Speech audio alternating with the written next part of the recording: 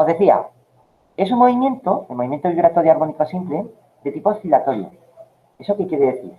Quiere decir que el cuerpo, conforme pase el tiempo, va a volver a pasar por el mismo punto una y otra vez. Hace, como os comentaba antes, una especie de movimiento de vaivén. Vuelve a pasar por el mismo punto a lo largo del tiempo. Normalmente de forma periódica. En realidad, no todos los movimientos oscilatorios son movimientos armónicos. Es una cosa que hay que tener en cuenta. Yo puedo tener un movimiento en el que el cuerpo pase una y otra vez por el mismo punto, pero no lo haga en el mismo periodo de tiempo, no lo haga de acuerdo con una función de tipo sinusoidal. Normalmente, tienen que darse las dos cosas para que sea un vibratorio armónico siempre. Otro detalle importante es que nosotros vamos a fijarnos en una especie de modelo que nos permita visualizar bien qué es lo que está pasando.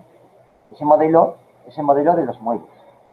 Los muelles fueron estudiados por Robert Hooke, tal y como comentamos ayer, y mediante la experimentación, es decir, haciendo pruebas, Hooke descubrió que cuando de un muelle iba colgando pesos cada vez mayores, la deformación iba aumentando.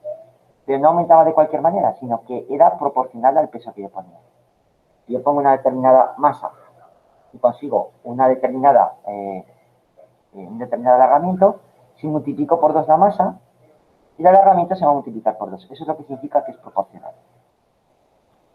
La forma de escribir esto es la conocidísima ley de Hooke, que lo que dice es que la fuerza recuperadora de un muelle es igual a menos K por X. Esa es la ley de Hooke, donde X es el alargamiento y K es lo que se llama constante de proporcionalidad, la constante del muelle. La constante del muelle depende del muelle. Si yo cambio el muelle, cambio la K. Si yo cambio la composición del muelle o su longitud, alguna de las características físicas del muelle, cambio la K. Mientras que la X es ese alargamiento que yo puedo observar. Por lo tanto, X lo vamos a medir en unidades de longitud. Estamos en el sistema internacional en metros, aunque de forma cómoda a veces nos dan los datos en centímetros. Es un muelle pequeño. Por lo tanto, como la X la vamos a medir como unidades de longitud, por ejemplo metros, y la fuerza la podemos medir en newtons, eso significa que la constante K va a venir expresada en newtons partido por metro en el sistema internacional.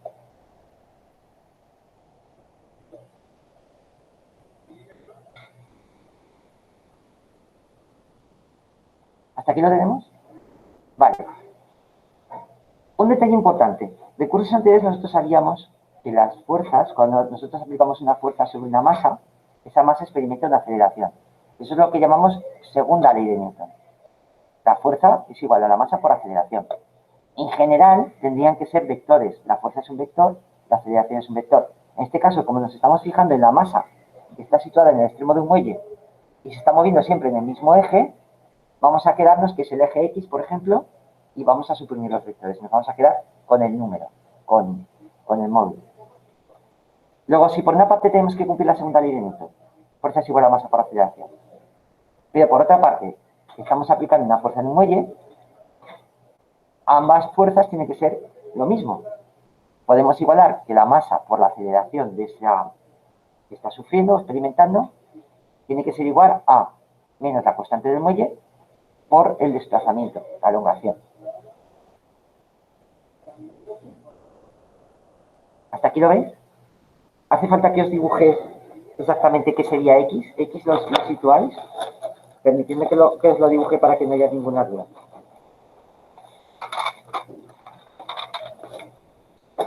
Un segundito.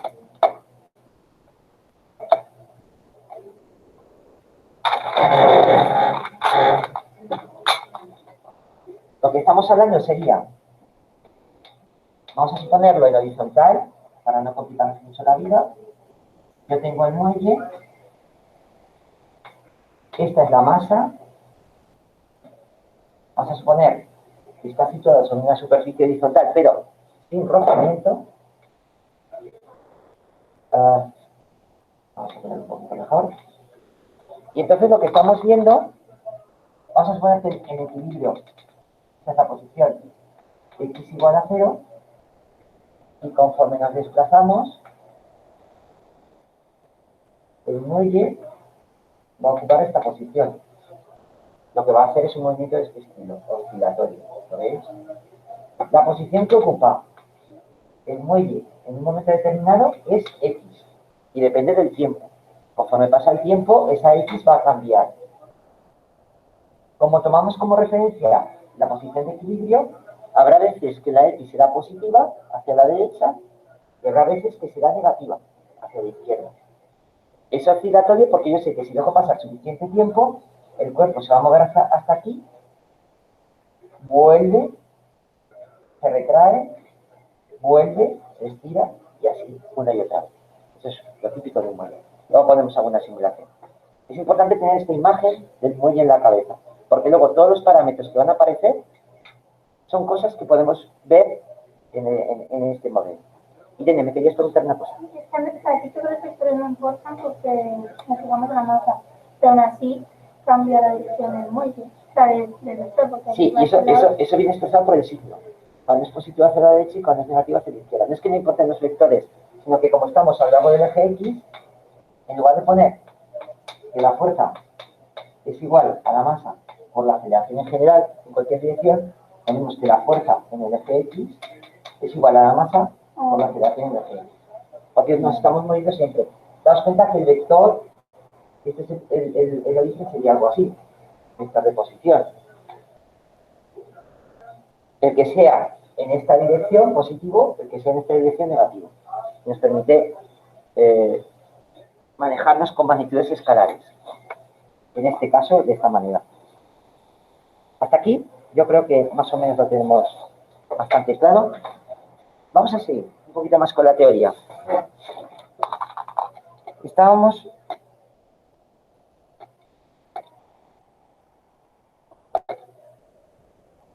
aquí. ¿Lo veis? Masa por aceleración es menos k por x. Y ahora tenemos que recordar algo que vimos el año pasado. Casi me he sentado demasiado pronto.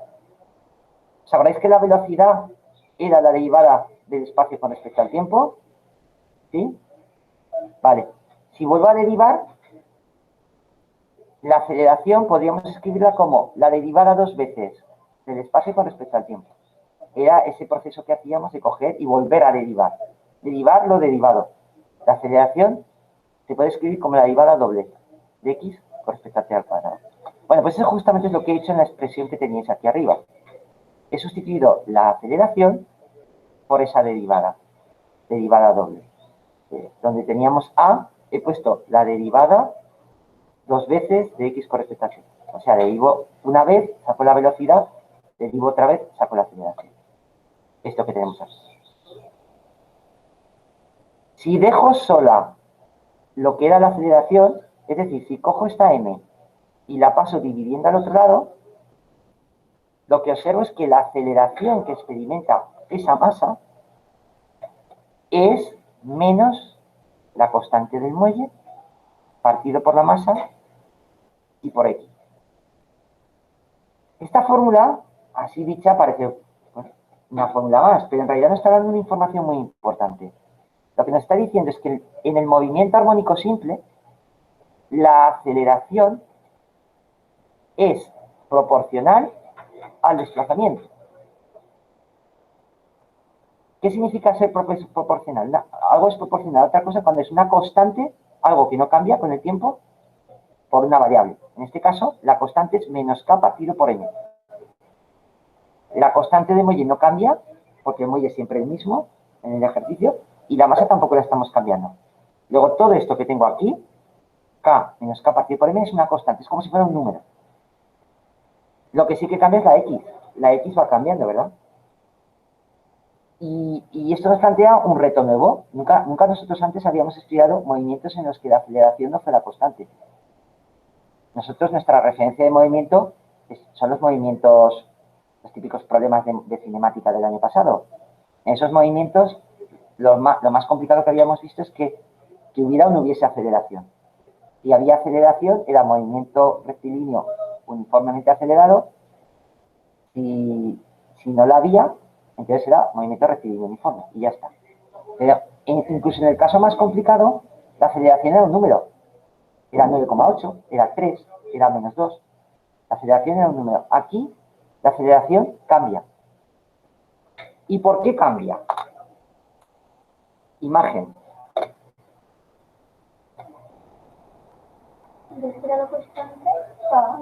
Sí. Sí.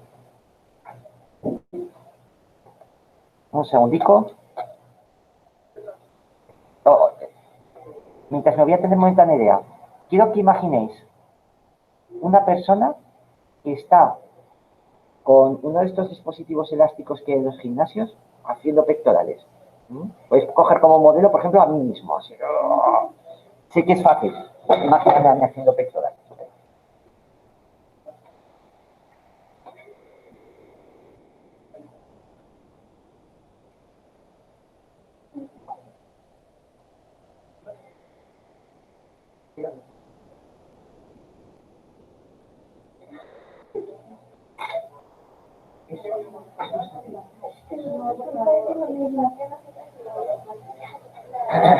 A ver, lo que os decía.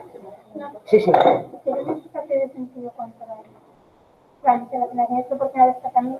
De sentido contrario. Sí, vamos, voy a hacer un poco mímica, no os riáis mucho y lo vais a entender. Vamos a ver. Me pongo aquí para que se me vea también en la grabación. Tendría que haber traído un muelle. Tenemos algo elástico por aquí.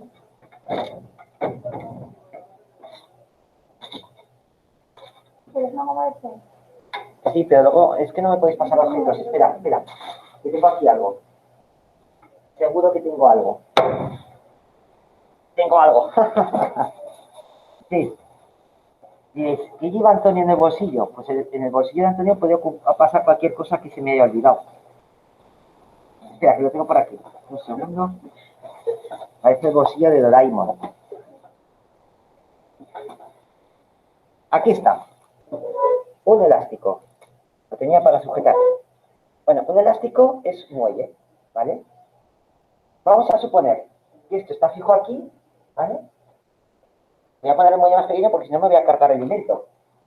Vale, imaginad que está por aquí. Yo estiro, encojo, estiro, encojo, sería algo así.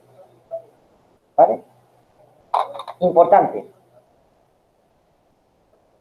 Para que este movimiento se produzca, yo tengo que estirar inicialmente hasta un punto.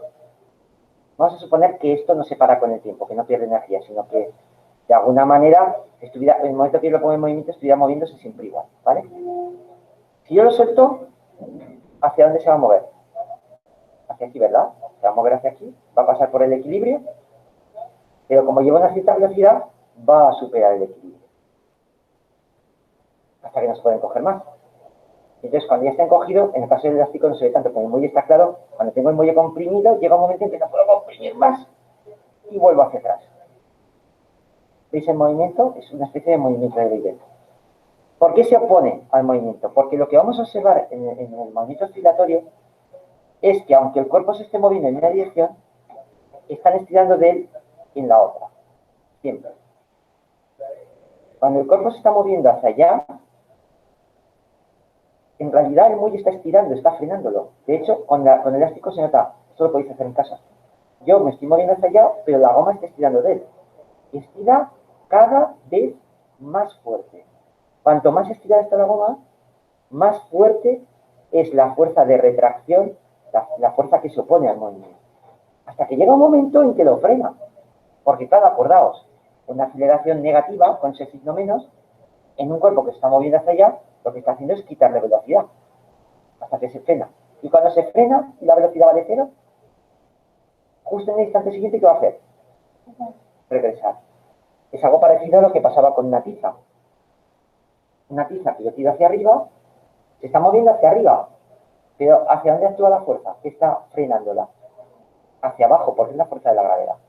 La está frenando, llega un momento en que la frena, y cuando la ha frenado, ¿qué ocurre? Que vuelve a caer. La frena, vuelve hacia el otro lado. Pero luego cuando vuelva no va a frenar nada, eso le va a dar más velocidad. Es decir, aquí le frena esta fuerza. Sí. Pero cuando vuelva no le freno nada. ¿No? Cuando vuelva y supere el punto de equilibrio, va a actuar en el sentido contrario. Ese signo negativo lo que significa es que se opone, digamos que es una fuerza de retracción, que va siempre en el sentido contrario a lo que el movimiento podría ser. Bueno, ahora con las fórmulas lo vais a entender mejor. ¿Habéis visto esa similitud entre el movimiento de la tiza y el movimiento del muelle? Eso es importante. Bien.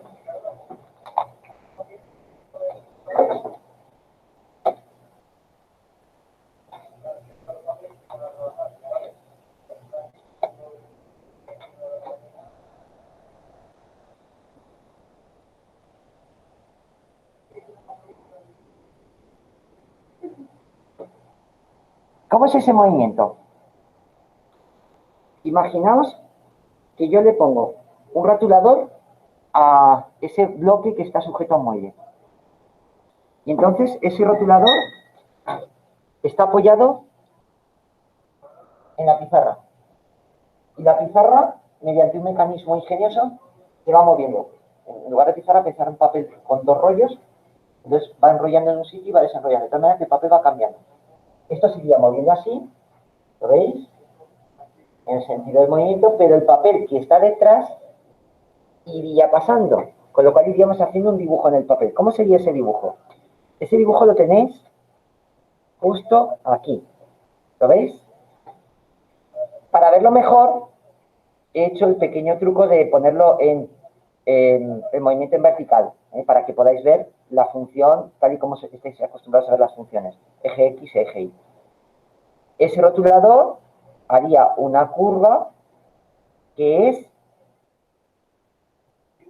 una variante de un seno, que es un seno un poco modificado. Ahora veremos cómo lo han modificado, ¿lo veis? En trigonometría, acordaos que vimos tres funciones: el seno, el coseno y la tangente. Vamos a darles muchísimas vueltas, con lo cual os iba a decir, podéis repasarlas, no hace falta, las vamos a repasar nosotros. Vamos a darles un buen repaso. Fijaos aquí, de nuevo los parámetros. Hay un detalle que no hemos comentado, y es que cuando alcanza el extremo, a la máxima elongación, porque X recibe el nombre de elongación, elongación es alargamiento. Si elongación os parece muy complicada, podéis utilizar la palabra alargamiento, es lo mismo. La máxima elongación por arriba o por abajo es A. Cuando es hacia arriba sería menos A, cuando es más abajo, para hacia abajo es A. De tal manera que la masa oscila entre dos puntos que están situados a una distancia 2 veces A. ¿Vale? Otra cosa importante. Hemos dicho que la masa vuelve a pasar una y otra vez por el mismo punto. Pero hay un detalle que es bastante interesante, y es que unas veces pasa por el punto moviéndose hacia un lado y cuando regresa se mueve hacia el otro. Por lo tanto, aunque pase por el mismo punto, en unas ocasiones la velocidad apunta hacia la izquierda y en otras ocasiones apunta hacia la derecha. En el movimiento oscilatorio consideraremos que realmente se repite lo que llamaremos periodo cuando pase por el mismo punto con la velocidad apuntando en la misma dirección. Es decir, ¿qué sería un periodo? Voy a mostrarlo aquí. Sería, por el ruido, cuanto más bonito tengamos las ventanas, mejor. Pero bueno, podemos abrir y cerrar al tiempo. Abrimos, cerramos. Este año vamos a pasar frío. Abrimos, que dentro de 10 minutos, cerramos, que dentro de 10 minutos volvemos a abrir, ¿vale? A ver, quiero que me digáis cuándo transcurre un periodo. Me voy a poner aquí. Aquí. Es que ahora se está viendo que coincido, fijaos, qué ingenioso. He hecho el truqui de que parece que estoy poniendo ahí. Parece que me estoy haciendo un sexy porque me estoy mirando así. Para.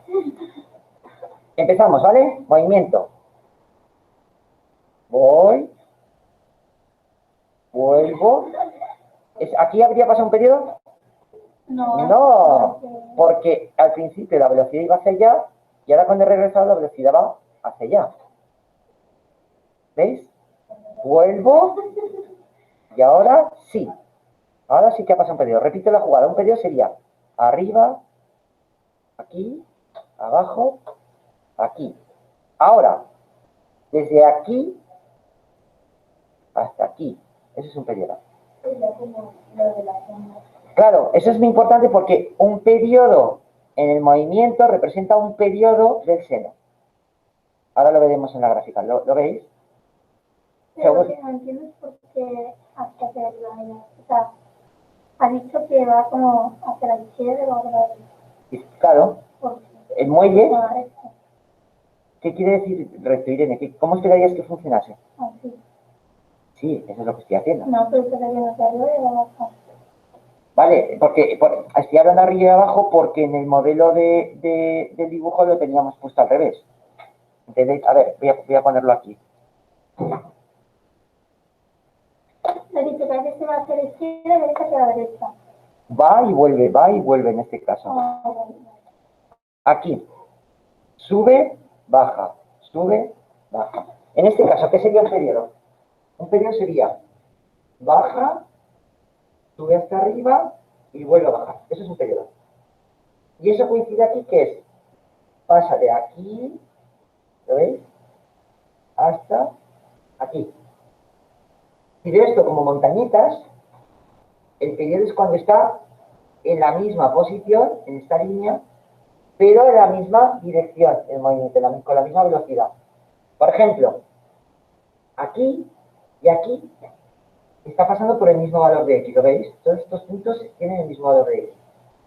Pero cuando se mueve de aquí a aquí no es un periodo. Para que sea un periodo tiene que subir, bajar y volver a subir. Aquí se han cogido, yo puedo medir el periodo donde quiera. Hemos puesto dos bolitas rojas en dos puntos cualesquiera para que veáis cuál es el periodo. El periodo sería ese. Desde el punto de vista práctico en los problemas, para medir el periodo, ¿qué es lo que vamos a hacer? ¿Vamos a coger un punto cualquiera? No, normalmente vamos a coger un punto señalado, el máximo. Entonces es más sencillo medirlo en el máximo. ¿Ya? Muy importante el periodo. Esto me recuerda a una conocida canción de Chenoa, de cuando erais pequeños. Acordaos de esa lista que tenemos de canciones que nos hablan de la física, aunque nunca nos hubiéramos dado cuenta de ello. Que es la de, ¿cómo es? Cuando tú vas, cuando yo vuelvo, todavía estás aquí. Bueno, eso es un movimiento oscilatorio, claramente. O sea, lo que está escribiendo Chenoa es un movimiento oscilatorio, que vamos, de libro. Contadas esa parte. Ecuación de movimiento. Esto es lo más importante. De hecho, si tuvierais que hacer esta pregunta en la EBAU, podríais empezar por aquí. Podríais dar, por supuesto, la anterior. No estaría mal. O apuntar en el lateral. Lo que no puede faltar en la pregunta de EBAU, el núcleo de la pregunta de EBAU en un movimiento oscilatorio, aparte de la definición, es esto. La ecuación del movimiento. Es decir, ¿cómo describimos matemáticamente el movimiento de un cuerpo que está oscilando armónicamente? Pues se hace así. La posición X a lo largo del tiempo es igual al producto de la amplitud por el seno de omega t más phi. Como siempre que ponemos una fórmula, ¿qué hay que poner a continuación? Que es cada letra, ¿verdad? ¿Dónde? A, omega y phi, fijaos que omega y phi son letras griegas, son constantes cuyo significado físico vamos a describir a continuación. Son tan importantes que vamos a gastar al menos una línea en contar lo que es. A, la amplitud. ¿Qué es? No hace falta que lo copiéis, lo tenéis aquí. Es el valor de la máxima elongación del muelle. Lo máximo que se estira o que se encoge. En los sistemas ideales que vamos a tratar nosotros en este curso, suponemos que no perdemos energía. En la realidad no es así. Si vosotros cogéis un muelle y empezáis a estirar y encoger, estirar, encoger, estirar, encoger, estirar, encoger, ese muelle se va a calentar. Y parte de la energía que yo le estoy transmitiendo se va a gastar en elevar su temperatura. Pero aquí suponemos que eso no ocurre. Dime. Bueno, todos los electrodomésticos que pierden parte de su energía en forma de calor. Los calentadores también. O los calentadores, por el hecho de no calentar, son 100% eficientes. No. Es que la forma de calentar es gastar calor. Pero eso no tiene nada que ver con el movimiento armónico. No, pero que ha dicho que si te hagas otro muy acabaría calentándose. Sí. Y siempre me he preguntado, ¿se puede considerar el calentamiento electrónico 100% eficiente? No, no hay ninguno. Porque la energía que pierde para sustituirlo también la gasta en su objetivo. Bueno, pero también gasta en calentar las tuberías, el ambiente, el aire. 100% eficiente no hay nada en ese tipo de electrodomésticos. Bueno, la amplitud, máxima elongación, frecuencia angular, omega. Por cierto, la amplitud lo mediremos en metros. Estamos en el sistema internacional. O en centímetros, dependiendo del problema, ¿no? ¿Qué es la frecuencia angular? Mira, fijaos, la función seno es una función periódica, eso ya lo hemos visto en la gráfica. Vuelve a tener el mismo valor cuando el argumento, la fase, aumente en 2pi. Acordaos, ¿qué es el argumento? El argumento es lo que está dentro del seno, lo que está dentro de los paréntesis del seno. Es un ángulo. Lo que está dentro de los paréntesis de la función seno o coseno tangente se llama fase o argumento. ¿En qué vamos a medir la fase o el argumento? Pues la vamos a medir en radianes. Y recordaremos cuál es la relación entre los grados y los radianes. Y a bote pronto, 2pi radianes, 360 grados. Si el argumento se mide en radianes, fijaos que omega por t tiene que ser radianes, t son segundos, luego omega se tiene que medir en radianes partido por segundo. La unidad de la frecuencia angular son radianes partido por segundo. En algunos libros de texto, en lugar de llamarle frecuencia angular, se le llama pulsación. Podéis verlo como pulsación. Dime, Miguel Ángel. En la frecuencia angular, si la operamos en grados, pero damos a ver en radianes, estaría bien. Sí, pero yo recomiendo que para toda esta parte os acostumbréis a hacer los cálculos directamente en radianes.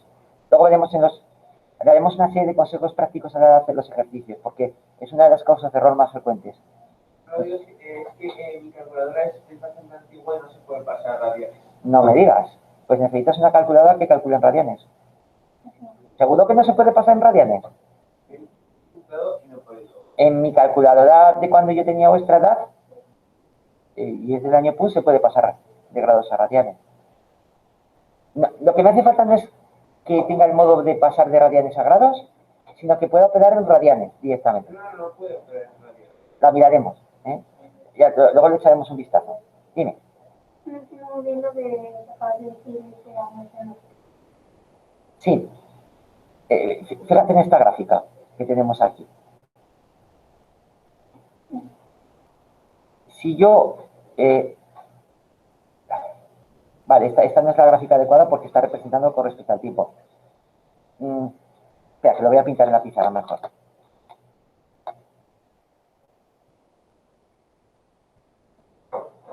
Mira, esto es un recordatorio de funciones de trigonometría.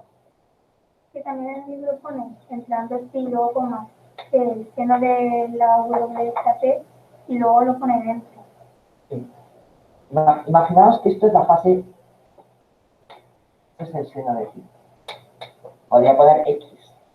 No quiero poner X porque como X es el desplazamiento os llevaría a error. Entonces, ¿qué valores puede tener phi? Y puede ser... No, es el ángulo. ¿Qué valores puede tener el ángulo? El ángulo puede ser 0 grados, 90 grados, 180 grados, 270, voy sumando 90 y 360, que es una vuelta completa. De ahí, a mí me hace muchas veces que en algunos medios de comunicación dice la situación ha dado un giro de 360 grados. ¿Eso es una tontería? ¿Por qué? Porque si algo da un giro de 360 grados, sigue en el mismo punto. Quieren decir 180 grados. Pero ellos no han estudiado trigonometría. Vosotros sí. 90 grados, 180, 270, 360. Recordemos los radianes, esto es importante. 360 grados, ¿cuánto sería? Vamos, 0, perdón, vamos a empezar por 0. 0 serían 0 radianes. 90 grados. Igual no lo recordáis, pi medios radianes. Esto, pi. Esto, 3 pi medios. Y esto, 2 pi. ¿Vale? Hasta aquí, fácil. Muy bien. Si ahora yo me fijo aquí y pongo 90, 180, 270, 0, 90, 180, 270 y 360 grados. Y estoy pintando el seno. Vamos a recordar. ¿Cuánto vale el seno de 0? 0. ¿Cuánto vale el... Vamos a poner aquí. Vamos a quitar esto. 1 y 1 y menos 1. ¿Vale? ¿Cuánto vale el seno de 90 grados? ¿En el 90 vale? 1. En el 90 vale 1. Luego tenemos que llegar aquí. 1. ¿Cuánto vale el seno de 180? 0 otra vez, ¿verdad? ¿Cuánto vale el seno de 270? Menos 1. ¿Y el de 360? ¿Por qué menos uno? ¿Por qué menos 1? Porque si esto lo dibujáis como un triángulo rectángulo, veis que el cateto opuesto va hacia abajo. No, ¿y por qué, por ejemplo, es uno? Porque el seno vale 1. Es que eso es por la definición del propio seno. No, vale 1. A ver, se puede demostrar porque vale 1, porque la razón trigonométrica, esto tiene que ver con el cateto opuesto y el cateto contiguo y lo que es un triángulo rectángulo. ¿Ya bueno? Entonces, ¿cómo sería la función seno? Arriba, abajo, arriba. ¿Lo veis? Pero ahora lo voy a poner en radianes. En lugar de 90 grados, ¿qué pongo aquí? Pi medios, aquí pondría pi, aquí pondría 3 pi medios, y aquí pondría 2 pi. Entonces, lo que estoy viendo en esta gráfica es que si yo avanzo, este color no es muy adecuado, avanzo 2 pi en el argumento, este es el argumento, la función vale lo mismo. ¿Lo veis? Por eso es periódica. Yo creo que era necesario hacer este repaso. El año pasado visteis senos, cosinos y tangentes o el anterior, no lo recuerdo.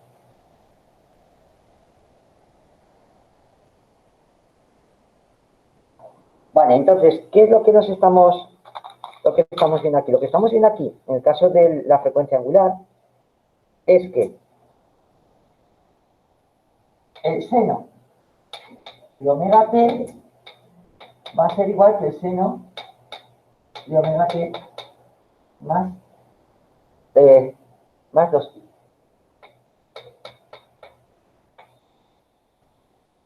¿Verdad? Eso es lo que estamos viendo. El seno de algo más el seno de ese algo al que le añadimos 2pi puede al mismo punto. Esa es la idea de periodicidad. ¿Sí? ¿Cómo? No, eso no significa que sea cero. Lo que significa es que el seno es una función periódica. Cada cierto tiempo, pasado un valor, vuelve al mismo punto. Volvemos a los apuntes y veréis a dónde nos conduce esto. Dentro de un poquito, ¿vale? Efectivamente. No lo he dibujado, pero la función del coseno sería idéntica, desplazada a pi medios. Es decir, en lugar de empezar aquí, empiezo aquí.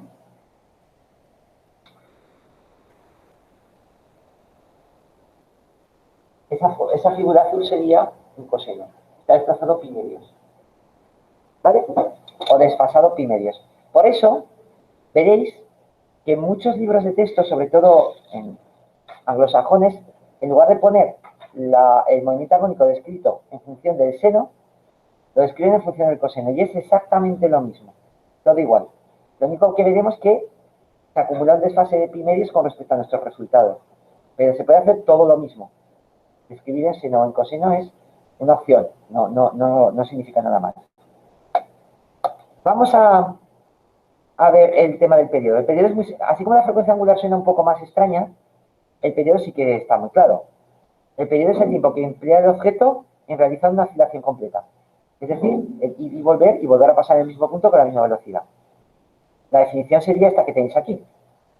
La posición del objeto unido al muelle en un cierto instante es la misma que la posición transcurrido el periodo t. Esto, matemáticamente, lo que me está diciendo es que si yo espero un tiempo igual al periodo, voy a volver a ver pasar el mismo objeto por el mismo punto con la misma velocidad. ¿De acuerdo?